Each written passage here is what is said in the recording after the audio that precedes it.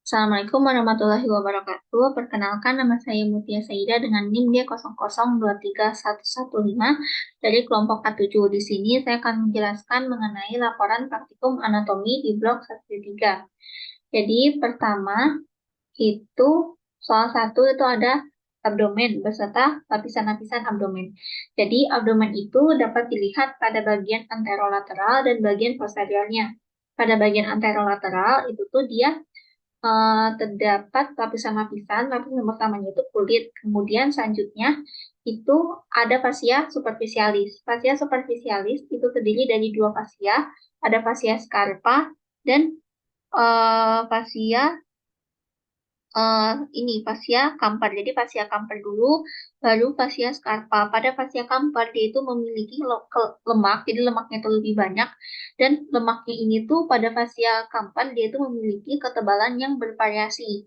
Selanjutnya itu ada fascia Scarpa. Jadi fascia Scarpa itu dia eh, memiliki eh, apa istilahnya itu lemak yang lebih sedikit dibandingkan fascia Kampar. Juga fascia scarpa ini dia itu pada laki-laki akan menutupi bagian superficial dari skrotum, namanya itu fascia dartos. Terus juga lanjut ke bagian belakang atau ke bagian belakang dari dan bersama perineum itu dia akan menyatu, namanya itu fascia coles. Terus selanjutnya pada bagian inferior paha itu tuh dia akan menjadi fascia lata. Selanjutnya itu ada fascia profunda. Jadi fascia profunda itu yang menutupi si muskulusnya, menutupi muskulus. Dan selanjutnya itu ada bagian musculi et aponeurosis. Jadi musculi et aponeurosis itu dibagi menjadi dua bentuk. Ada bentuknya itu bentuk flat muscle dan vertical muscle.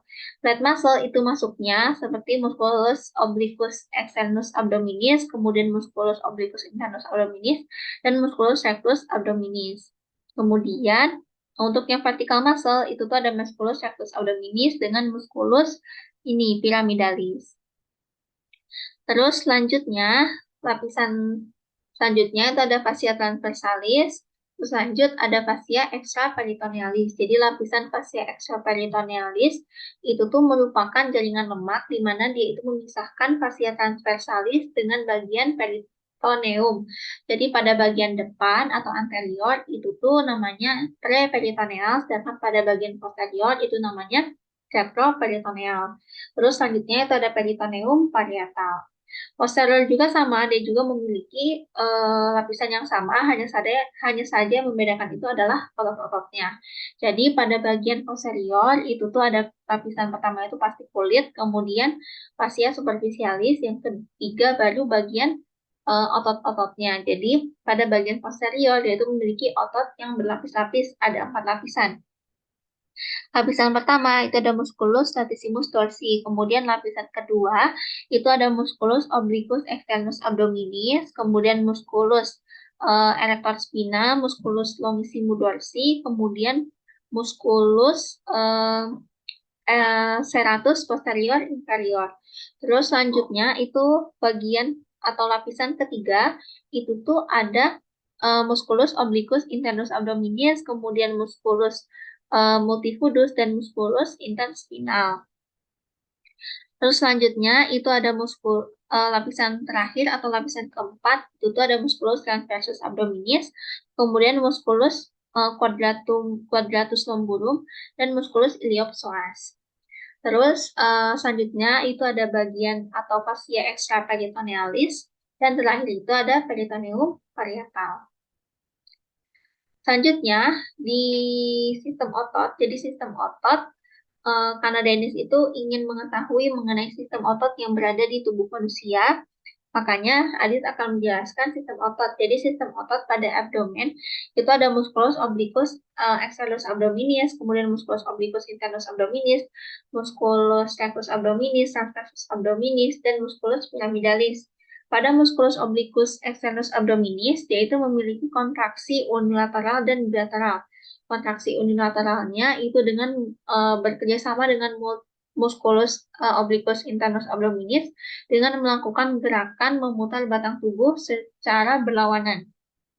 Kemudian ada gerakan fleksi lateral ke arah sisi yang sama. Kemudian untuk kontraksi bilateral itu tuh dengan bekerja sama dengan musculus obliquus internus abdominis dan musculus rectus abdominis untuk melakukan gerakan fleksi ke arah anterior.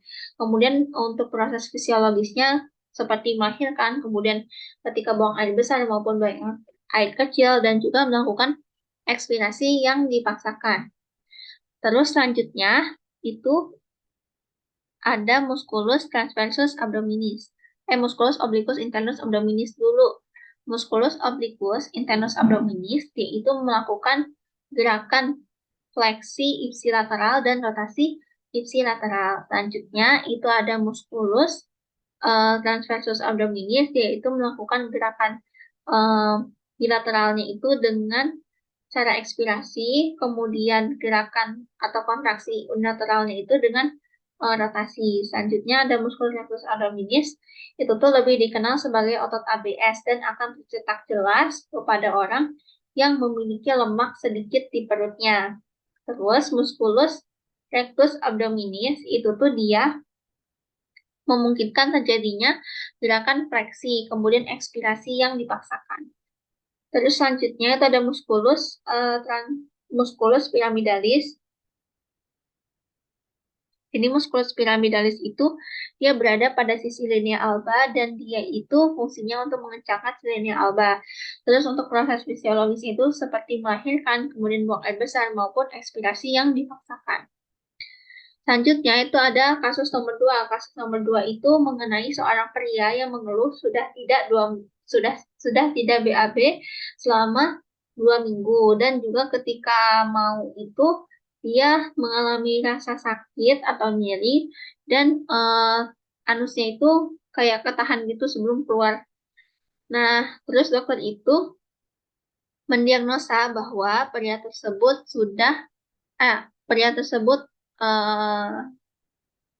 terkena hemorrhoid grade 2. Jadi mengenai anatomi dari rektum. Jadi rektum itu pertama-tama dia itu dibagi jadi dua, ada rektum proprium dengan kanalis analis.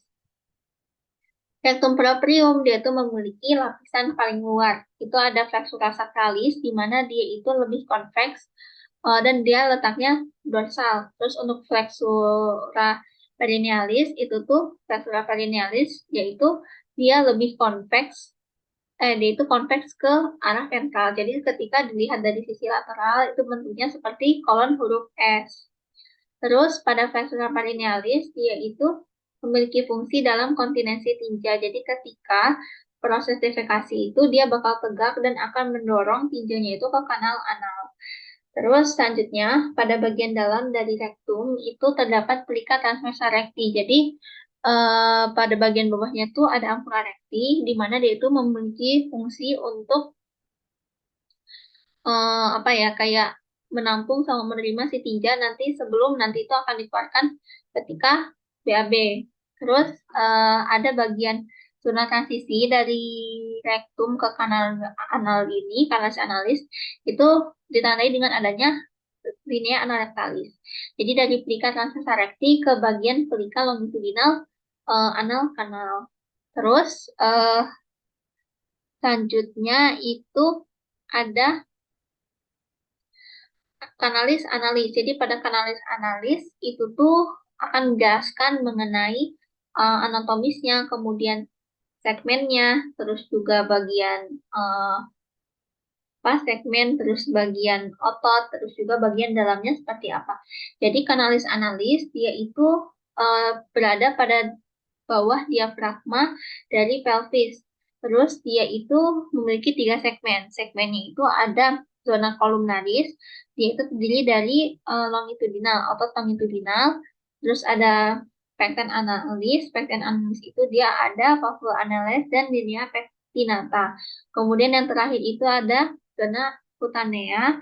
Jadi zona kutanea itu dia merupakan kulit eksternal dan dia itu secara tidak konsisten dibatasi oleh linea anokutanea.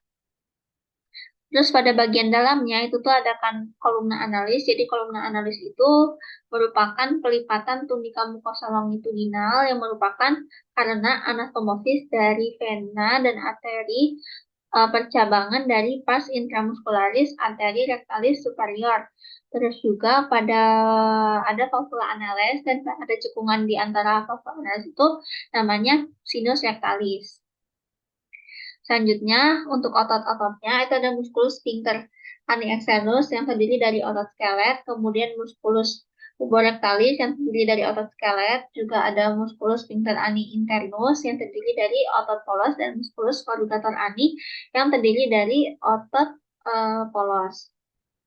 Terus untuk rektum sendiri dia itu terletak pada VS3. Terus selanjutnya untuk vaskularisasinya, jadi pada rektum atau kanalis analis itu dia uh, vaskularisasinya itu mulai dari arteri rectalis superior, cabangan dari arteri mesenterica inferior. Kemudian selanjutnya itu ada arteri rectalis media. Arteri rectalis media itu bercabangan dari arteri iliaca interna dan dia itu di bawah dasar panggul, di atas dasar panggul. Sedangkan arteri rectalis inferior itu cabang dari arteri pudenda interna dan dia itu di bawah dasar panggul. Selanjutnya untuk venanya itu tuh vena rectalis superior yang akan beranastomosis dengan vena rectalis media inferior dan vena rectalis media dan vena rectalis inferior yang muaranya itu ke vena porta hepatis. Selanjutnya itu di tadi itu kan pada bagian kanalis analis itu kan ada linea pektinat gitu kan, linea pektin ini linea pektinata itu dia pada bagian atasnya itu langsung ke vena porta hepatis, sedangkan pada bagian bawahnya itu tuh ke vena cava inferior. Terus selanjutnya eh, untuk neurovaskularisasinya itu tuh untuk simpatis nervus flancolumbaris, sedangkan parasimpatisnya itu nervus flaniki pelvisi. Terus juga pada eh, bagian yang rektum itu dia rektum yang bagian kaudanya itu tuh dia diinervasi sama nervus hemorrhoidalis inferior. Ya, hemorrhoidalis inferior. Terus selanjutnya itu peritoneum. Jadi peritoneum itu apa? Peritoneum itu merupakan lapisan atau selaput yang melapisi dinding abdomen dan juga dia memisahkan antara si organ-organnya. Terus peritoneum itu dia dibagi menjadi dua. Ada peritoneum parietal dengan peritoneum visceral. Peritoneum parietal dia itu yang melapisi si dinding abdomen tadi, sedangkan peritoneum visceral dia itu yang melapisi organ-organ. Peritoneum visceral dia itu dibagi dua, ada intraperitoneal dengan retroperitoneal. Bedanya apa? Jadi intraperitoneal itu merupakan organ yang seluruhnya itu dilapisi oleh peritoneum, sedangkan peritoneum visceral yaitu merupakan organ yang hanya dilapisi peritoneum itu di bagian permukaannya aja. Terus apa?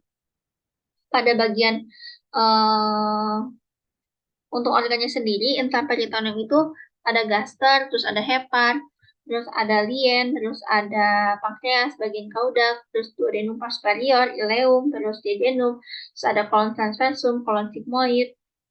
Terus juga untuk yang bagian retroperitoneum itu tuh ada suprarenal gland, kemudian ada aorta, terus ada duodenum kecuali yang pars superior, terus ada pankreas kecuali bagian kaudanya, terus ada bagian ureter, terus ada bagian kolon ascendens descendens, kemudian ada bagian ginjal, terus juga ada esophagus, dan yang terakhir itu ada rektum.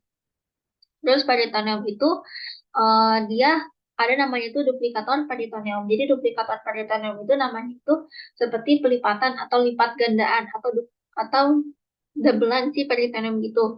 Nah, terus itu tuh memiliki tiga, ada namanya itu mesenterium, terus ada namanya omentum dan ligamen terkait. Terus pada mesenterium itu dimana dia itu pelipatan peritoneum yang menempelkan si intestinum tenue yaitu jejunum dan ileum ke dinding posterior abdomen. Terus untuk mesokolon itu tuh yang menempelkan kolon transversum ke dinding abdomen. Begitu juga sama mesokolon sigmoid dan mesokolon sama mesoappendix. Dia sama juga. Terus untuk omentum, ini mesokolon. Terus untuk omentum dan ini omentum. Ini ada omentum maius sama omentum minus. Omentum maius, jadi kalau omentum maius itu dia merupakan atau berasal dari mesenterium dorsal. Mesenterium dorsal dan di mana dia itu uh, mulai dari curvatura major gaster ke duodenum superior, itu juga dia meliputi pada bagian ileum dan jejunum, terus juga pada kolon transversum.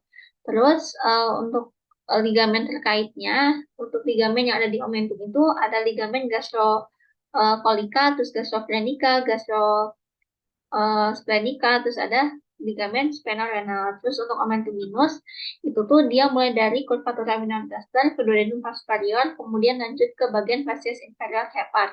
Dan ligamennya itu ada ligamen hepatoduodenal, terus ligamen gastrohepatica. Terus untuk ligamen terkaitnya itu tuh ada ligamen falciform, kemudian ada ligamen pada bagian hepat itu ada ligamen falciform, kemudian ligamen gastrohepatica dan ligamen hepatikoduodenal. Terus untuk bagian gaster itu tuh ada ligamen gastrocolica, kemudian gastrosplenic,a dan gastrocrenica. Terus pertanyaan terakhir itu apa itu foramen Inslowi? Foramen Inslowi itu apa sih? Jadi foramen Inslowi itu ada dalam menghubungkan si cavum peritonei mayor dengan cavum peritonei minor atau blister sac dan meso sac. Jadi ketika kita masih embrio itu atau berada pada fase embrional, cavum peritonei kita itu menyatu. Tapi ketika sudah makin dewasa, cavum peritonei itu akan berpisah. Jadi cavum peritonei mayor dan cavum peritonei minor yang disambungkan oleh foramen Inslowi. Sekian dari saya. Wassalamualaikum warahmatullahi wabarakatuh. Ini foramen Inslowi. Sekian dari saya. Wassalamualaikum warahmatullahi wabarakatuh.